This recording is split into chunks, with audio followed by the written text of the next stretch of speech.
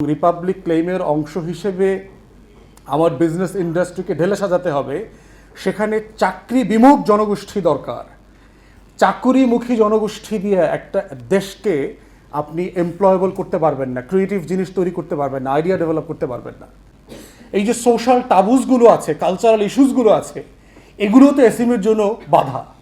একটা BCS officer এবং একজন এন্টারপ্রেনিয়ার পাশাপাশি রাখেন, দেখবেন টোটাল ফ্যামিলি কাঠামো মেয়েটাকে বিয়ে দেবার জন্য বিসিএস অফিসারটাকে বেছে নেবে। বলে বাবা জানিস না তো ওই কখন চাকরি টাকরি চলে যায়, এইটার একটা গ্যারান্টি আছে সরকারি চাকরি, চলে গেলেও দেখবি লাখ টাকা ভাই পেনশন টেনশন পাবে, এটা আর উপৃত আসি। আর এই ব্যবসা কখন মন্দা হয়, কখন আওয়ামী লীগ আসে, আবার কখন অন্য দল চলে যায়, তো টাকা পয়সা থাকবে না।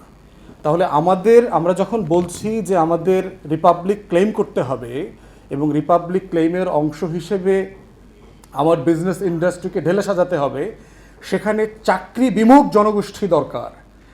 চাকুরিমুখী জনগোষ্ঠী দিয়ে একটা দেশকে আপনি এমপ্লয়েবল করতে পারবেন না, ক্রিয়েটিভ জিনিস তৈরি করতে পারবেন না, আইডিয়া ডেভেলপ করতে পারবেন না।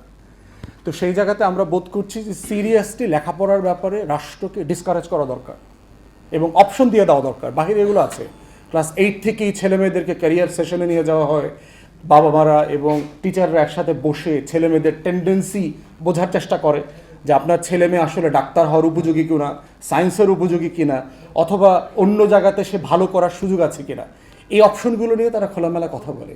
আমাদের স্কুল কলেজগুলোতে এই ধরনের কোনো কনভারসেশন নাই। আল্লাহর ওয়াস্তে পড়তেছে বিশ্ববিদ্যালয় দেখবেন, আমি এরকম দেখছি ঢাকা ইউনিভার্সিটি চান্স পাইছে, বুয়েটে চান্স পাইছে, ফোন দেয় বাবা মা যে বাজান এই ছেলে তো ঢাকা ইউনিভার্সিটি চান্স পাইছে, কি পড়বে? আপনারা দেখবেন আপনাদের নিজেদের জীবনে অনেক এক্সপিরিয়েন্স আছে, আপনারা ভর্তি হওয়ার পরে জায়গায় জায়গায় জিজ্ঞেস করছেন কোনটা চয়েস দিব, ইংরেজিতে পড়বো, ইকোনমিক্সে পড়বো, লতে যাব, কি করব?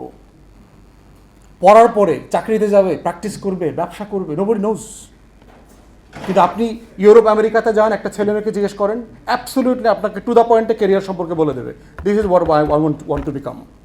আমি আগামী 2 বছর পড়বো না, বলে দেবে আমি আগামী 2 বছর গ্যাপ ইয়ারে চলে যাব, ইউরোপে ঘুরতে যাব, ল্যাঙ্গুয়েজ শিখতে যাব, স্পেনে চাকরি করব, সুইজারল্যান্ডে গিয়ে মাউন্টেনিয়ারিং করব, পড়ালেখা করবো না, কিন্তু এরপরে আমি আবার ফিরে আসবো।